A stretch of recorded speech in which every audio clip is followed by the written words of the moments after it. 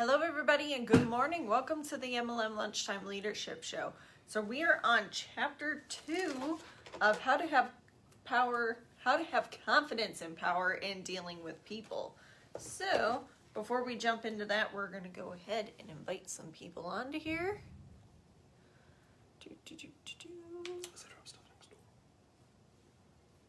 What's the matter? Oh, I said as they're dropping stuff next door. Oh yeah, we have some construction going on next door, so Major construction. if you hear some banging, that is what it is.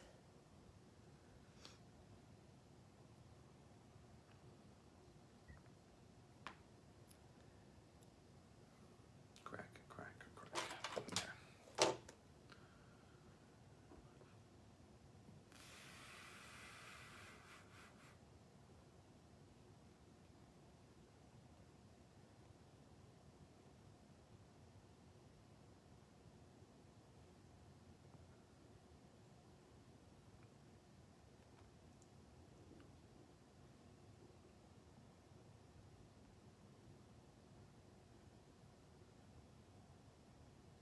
Today is the 11th.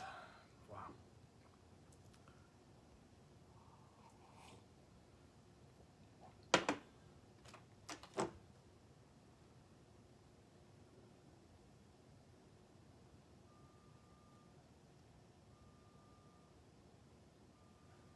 All right. So, Mary Cooper's here. Shamala's here. Hello, Dave. Let's get rocking. We're on chapter 2 of this book. This was a really interesting book, kind of a different variation of How to Win Friends and Influence People. If you know that book, human relations and people skills are probably one of the top things you'll need to have if you expect to build a business of any kind, especially inside of direct sales, MLM, network marketing, whatever you want to call it, because all you're dealing with is people. And one of the reasons why I found so many people don't end up getting involved is a lot of this chapter talks about self-esteem. Most people do not have self-esteem. Most people do not have faith in themselves. Most people do not have courage internally. Most people are scared to death of just people thinking weird things, let alone doing weird things to them. So, how do you use the basic secret for influencing others? The first, he says, let's look at the other side of egotism. He says, if egotism can admittedly cause people to do silly things, irrational things, and destructive things, it can also cause them to act nobly and heroically. So it's kind of interesting that works in two different ways. It says, whatever the game you want to give, human dignity, personality, or whatnot, there is something deep in the heart of every man and woman that is important and demands respect. Every human being is unique, individually, personality-wise, and the most powerful drive in any person is to maintain an individuality, to defend this important something against all enemies. That's why you can't treat people as machines. You have to look at them individually because that's what people crave. He goes into talking about his own faith in this chapter. That's something obviously that's totally up to the individual. Again, we're talking about individuality. But he makes a really good point. He says, that allowed him, he says, unless you believe that there is, some kind of creator who endowed men and women with inalienable rights and some innate worth, you cannot very well believe in people. He's like, if you don't believe that you were, meant to do something, meant to be here, then you're going to miss the point. He says, communists claim there is no creator. Hence, people are not very important to them. The individual doesn't count. That's what it is. He's like, that's the definition of communism. The individual doesn't count. It's more about the collective. So it automatically violates your basic human instinct, and your basic human instinct is I'm an individual, and I need to be heard separately rather than as a group. Not to say we're not supposed to work together, right? It's not all your way. So he goes into a couple other things. This is also the only basis for self-esteem. Man or woman who realizes that he is something not because of what he's done or how good he's been, but basically because he was endowed with certain rights. This is where innate worth comes from. Develop a healthy self-esteem. So a healthy self-esteem comes from you weren't here by accident. You weren't here by accident. This was by design of something. Obviously I don't have the answers. It says, but we're all egotistic. 4 facts of life. He goes, number 1, we're all egotists. Number 2, we are all interested in ourselves more than anything else in the world. Number 3, every person you meet wants to feel important and wants to amount to something, that we want to accomplish things. 4, there is a craving in every human being for the approval of others so that he or she can improve in himself or herself. No human rights. Yes. So here's how it works. Your basic human instinct is designed by survival. That's how we're all still alive. Our basic human instinct says stay around the campfire, stay close to the cave, because if you don't and you venture too far out, then something's going to get you. This is where, that irrational fear, if you go too far and you can't see the fire, this goes way back to, when people lived in caves, that irrational fear that if you go past that, something's going to get you. And then for thousands of years, people made up things that would get them. There's, creatures and aliens and all kinds of other stuff. This is where folklore comes from. This is where, it's all fear-based. But that fear kept you alive. So this is not necessarily, what he's talking about is just how human relation works. And when you understand how human relation works, you can then, deal with your own stuff, but you can also help other people deal with their irrational fears that come up.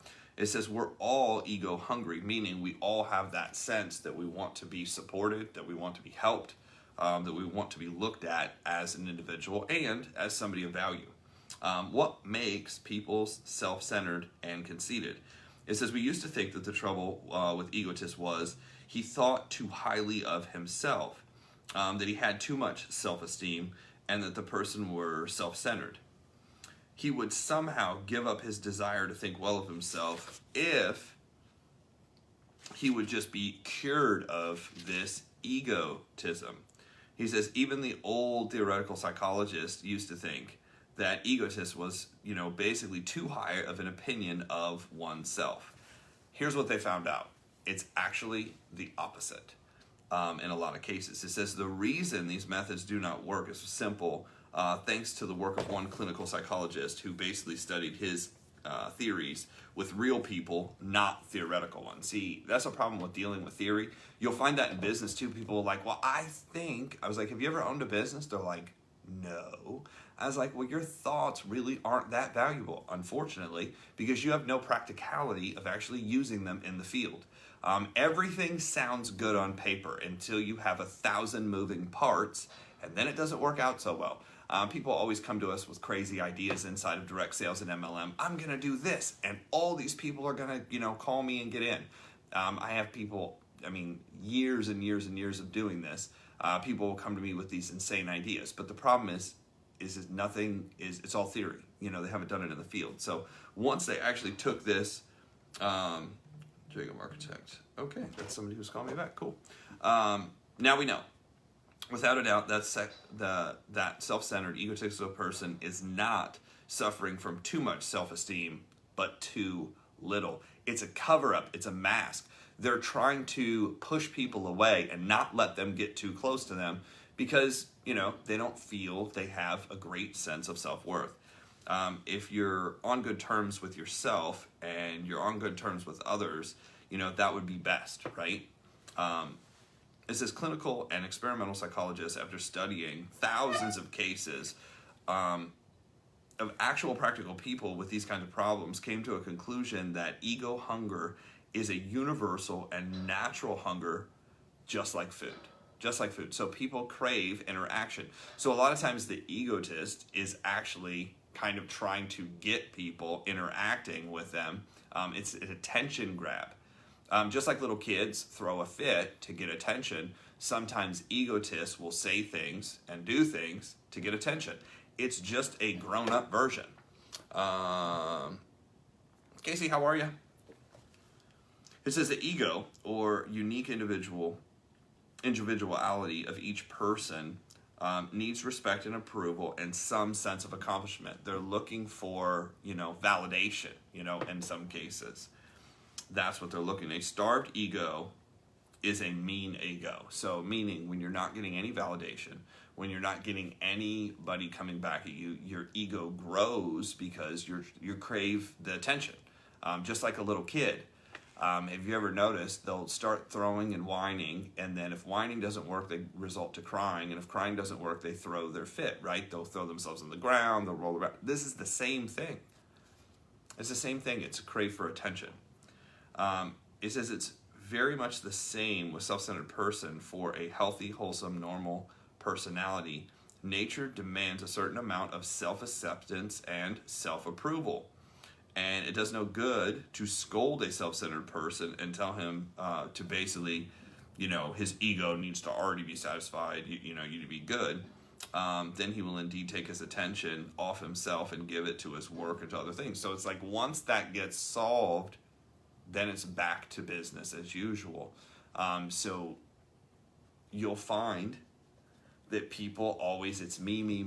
And you see this at work a lot in job situations where people aren't validated, where people aren't appreciated. What do? I never get. It's always them. I never get this. Nobody ever does this for me.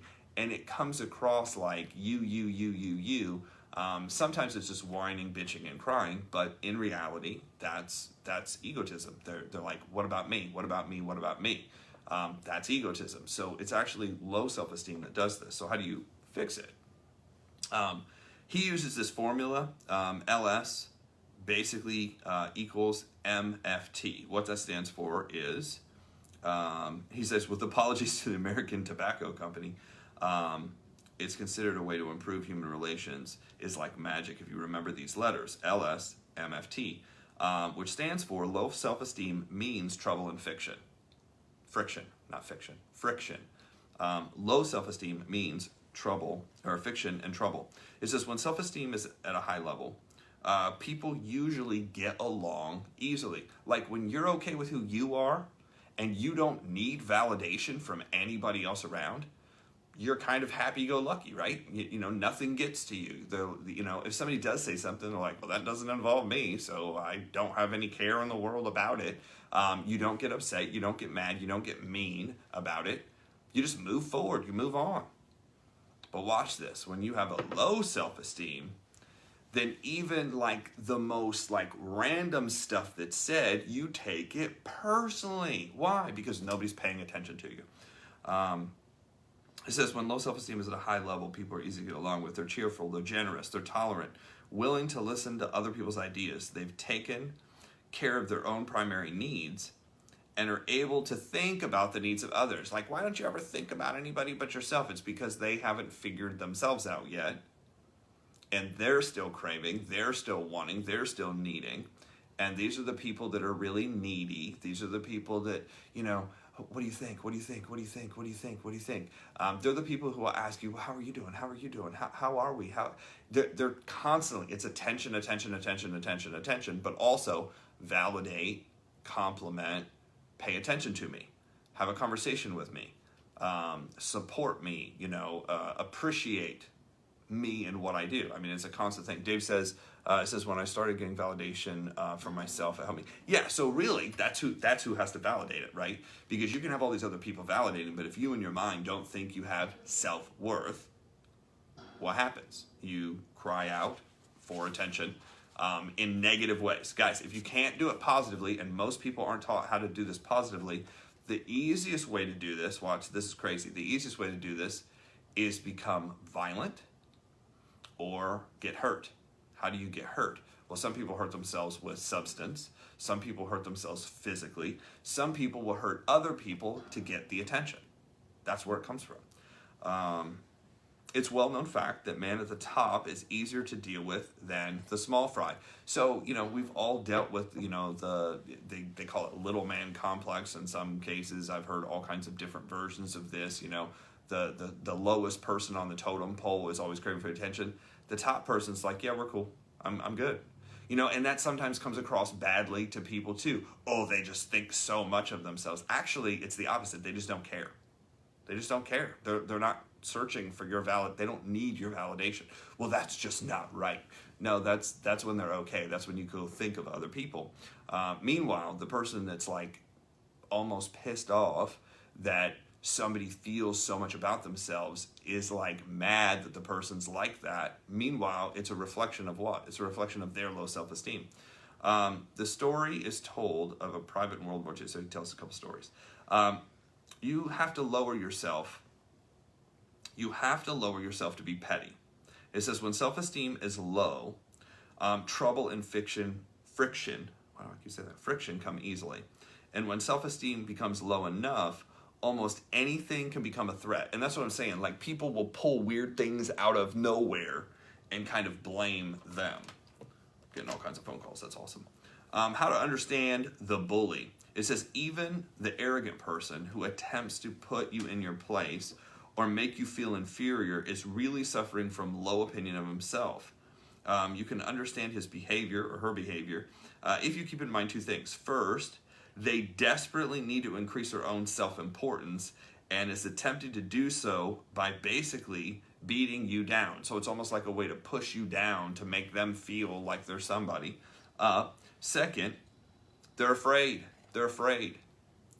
You might get ahead of them. You might, not help them. It says most people are too afraid of their own confidence issues and hurt the truth. Yeah, I suck.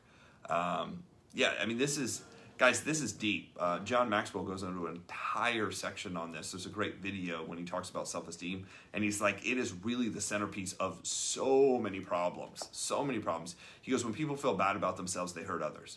And that's one of the chapters in Winning with People is hurt people, hurt people. That's really what this is talking about. Hurt people, but also hurt people react differently, right? Some sulk, but most of them, it comes across as this ego. And it just depends on who you're dealing with and what their personality is. Mm-hmm. If you will remember these letters, LSMFT, it will help you deal with all of these people who suffer from low self-esteem. Understand why they act that way, and it will help you basically develop a strategy for dealing with these people. How to turn a lion into a lamb. It says there's only one effective way to deal with troublemakers. Is help the other person like himself better or herself. So that's really the goal, is help them like themselves better. How do you do that? Well, compliments. Compliments. You have to find what they do well. You have to find what they do well and support them. This is what you're good at. This is what you're good at. Man, you're good at that. Watch this. I bet you're so good at this that if you applied yourself over here, you would have the same result. Most people don't even think like that. They're like, oh, I never even thought like that. I mean, like, you're so good at figuring out what's wrong.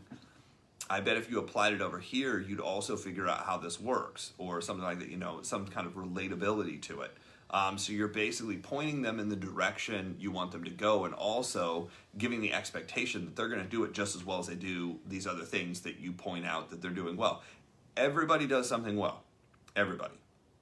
Some people are good at complaining, right? Some people are good at pointing out, complaints and what, man, you're so good at finding that stuff out. I bet if you applied that over here, it not only would work better, but you'd get even more recognition, more compliments, and people are like, oh, well, that's really what they're desiring, right, is attention. So if you can show them that if they do more of this activity or more production over here, that they'd give even more attention than, bitch, whining, and crying. It's amazing. I've watched it happen. I was like, there's no way that'll work. And I've watched it work.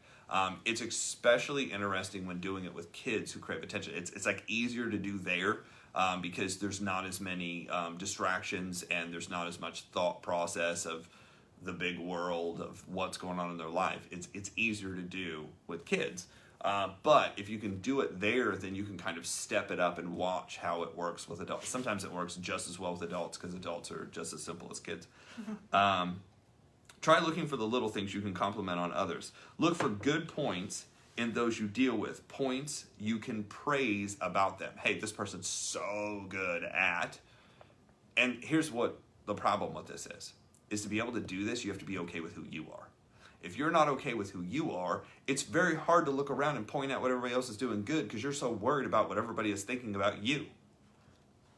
It's tough. In part 2 of this book, it says they're going to go over specific cases and how you can apply this knowledge. So, got to get through the whole book. It says, help the other fellow like himself better. That's kind of the thing. The first law of human relations might be summarized as people act or fail to act largely to enhance their own egos. So people do all this stuff for recognition, for appreciation, for compliments. That's why people do what they do. So if they're acting out, the person that's kind of keeping to themselves, doing their own thing, usually they're either at the lowest point where they just don't want, they're sulking in their own sorrow. Nobody pays attention to me. I'm just going to sit here. Kind of like the Eeyore scenario. Or they're just constantly upset about everything. Rabbit from Winnie the Pooh, right? Everything freaks them out. They're always, anxiety and this, that's self-esteem. So, the first law of human relation. Okay, we were talking about that. The same principle works on children or kings. It works with wives, it works with husbands, it works with kids, it works with waitresses, waiters, hotel, desk clerks, even kings. So he goes on to give a story of that. Give the other fellow a personal reason to help you. Personal reason to help you. If this happens, you're going to get recognized. If this happens, everybody's going to know. Everybody's like, I'm giving you all the credit for it. Not long ago, and he goes into this story, it says the upshot, remember, there was a small, okay, that's part of the same thing. Okay, so here's the essence of chapter 2. We're all egotists. We're all egotists. It's a basic human natural instinct to focus on self. Self-preservation is really what is the heart of it. Staying alive. That's number one. But if you kind of step up a couple levels, it's staying alive, making sure you're safe, making sure you're secure, making sure you have the basics. After you get through those thoughts, then it's, am I okay? Am I okay? How do people feel about me? How do I feel about me? How does that person feel about me? Am I getting credit for what I'm doing? Do people recognize me? Because a lot of people, that's a common thing in depression is nobody recognizes me, nobody understands me, nobody feels. That's that egotism, like wanting to be fed, like nobody's paying attention to me. And it's true, like kids that were neglected growing up, and I've found this to be true with a lot of people who's, had parents that neglected or parents that left. That's where that self-esteem thing comes. You're like, was I not important? Well, that kind of gets deep-seated below everything else, and then there's all these other problems that arise of it. John Maxwell says is fix that, and everything else is easy to fix, right? Because once you fix that, once you validate that you're okay, everything else starts to get better. So it's really cool. 2, we are all more interested in ourselves than anything else in the world. Which is why in Dale Carnegie's book, he always talks about focusing on others. He goes, he said it's better to be interested than interesting. Meaning it's better to ask questions to the other person and find out who they are and what they like and what they're about. That's the easiest way to break through. That's the easiest way to get somebody on your side, is to find out what they like, who they are, validate, compliment, appreciate. Then you can explain to them anything because they're like, well, this person thinks I'm important. This person validates what I do. This person appreciates me. What can I do to kind of be around this person more? Oh, wow, I could be involved? I'm in. Let's do it. You'll see like really, really good speakers, John Maxwell being one, Tony Robbins being another, they'll say stuff throughout their seminars that kind of validate, compliment, appreciate. Like he's like, you guys are the best for being here because you're working on self and you're focused on not only taking care of who you are, but you're focused on taking care of the world, the people around you. That's what makes you so great. Well, yeah, but if you think about what he just did, he just did all 3 of those. He complimented, he validated, and he's saying, I appreciate you. Now it's like, ooh, what else do you have to tell me, Tony? You know, he's really, really good. If you like, now that you know this, you'll go back and watch some of his videos and be like, oh my gosh, he does this all the time. All the time. He knows this. Like, he read like 700 books in like the first, I don't know, it was like stupid 18 months or something like that. And most of them were on human relations, all the Dale Carnegie, all the Jim Rohn, all the classics, Think and Grow Rich. And he basically has the ability to pick it up and really figure out how to use it for human psychology. The third, every person you meet wants to feel important and amount to something. So people want to be involved in a cause. People want to be involved in bettering the world. It makes you feel important. Isn't that interesting? 4, there is a hunger in every human being for approval. If you can meet that, you will be well liked. 5, a hungry ego is a mean ego. If you're not getting any validation, if you're not getting any compliments, if you're not being appreciated, that person's going to be mean. What are they doing? They're crying out for attention. None of my business. What others think of me? Yeah. 6, satisfy the other person's hunger for self-esteem, and he automatically becomes more friendly and likable. Just appreciating and validating. So, 7, love thy neighbor as thyself. Psychologists now tell us that unless you basically love who you are, in the sense of having some feeling of self-esteem and self-regard, it's impossible for you to feel friendly towards other people. When you crave it, like, you can't give it away. You can't give what you don't have. Remember, LSMFT, low self-esteem means trouble and friction. Help the other fellow like himself or herself better, and you make them easier to get along with. So by helping other people, this makes everything else work better. People act or fail to act largely to enhance their own egos. So that's the chapter 2. Awesome stuff. That's why this book was so powerful. I read it. It just was almost, some of it was like an easier version of how to win friends and influence people. And Monday, we're going to do chapter 3, how to cash in on your hidden assets. So good stuff, guys. Have a great weekend. It is 9/11, so, we'll, say a prayer for those that have passed. I can't believe it's been 19 years.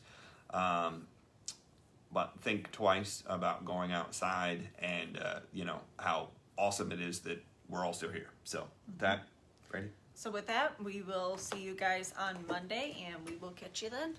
Awesome.